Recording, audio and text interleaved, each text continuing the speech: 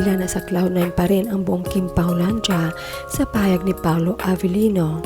Sa isang panayam na parang gusto na niya ituloy ang matagal ng pinapangarap kasama si Kim Chiu. Sa panayam ni Sir Rico sa Kim Pao, tinanong nito kung ano pa ang kaya nilang gawin. Sagot ni Kim, fantasy na lang or bahay-bahayan. Sagot na rin ni Paolo. Kinilig naman na ito ang solid. Di naman siya ganun dati.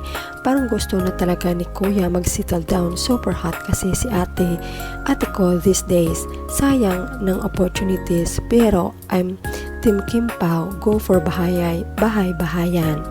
Takot kaya yan si Pao sa ganyang mahirit.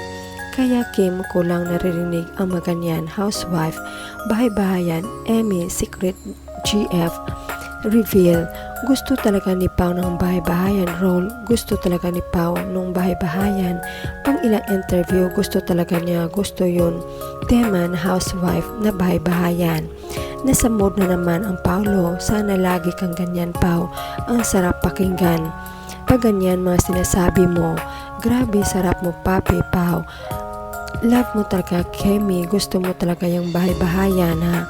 Pagbigyan nyo nga po si Papi Pao. Para konti na lang aamin na ni Pao na si Kemi gusto niya sa bahay-bahayan niya.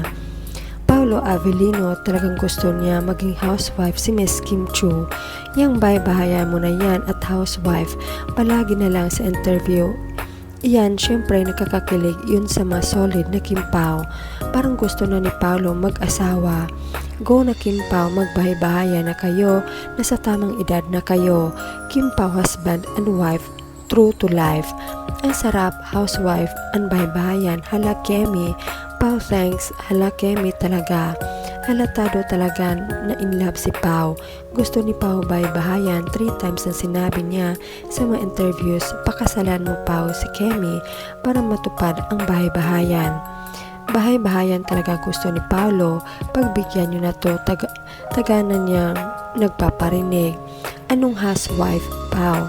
Andyan pa naman ang head ng Dreamscape. Baka naman i-grant ang gusto ni Paolo. Si Pao hindi niya personality na magbiro. As we know, he is direct and honest, kaya for sure, totoo lahat ng sinasabi niya dito. We are happy for them. More blessings to come, Kim Pao. Nag-level up ngayon mula sa bahay-bahayan ngayon pang housewife naman. Nagmamanifest na naman si Paps. Malapit na talaga yan. 2026 na, bahay-bahayan pa din.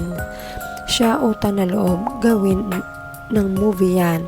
Yung reaksyon ng mga people, crew sa bahay-bahayan ni Paps. May naalala ko na naman yung bahay namin. Doon sa pinost niya sa stalker sa bahay nila. Diyos ko, Papi, sa totoong buhay na lang kayo magbahay-bahayan. Excited na ako sa kambal para matagal na yang gusto na yan.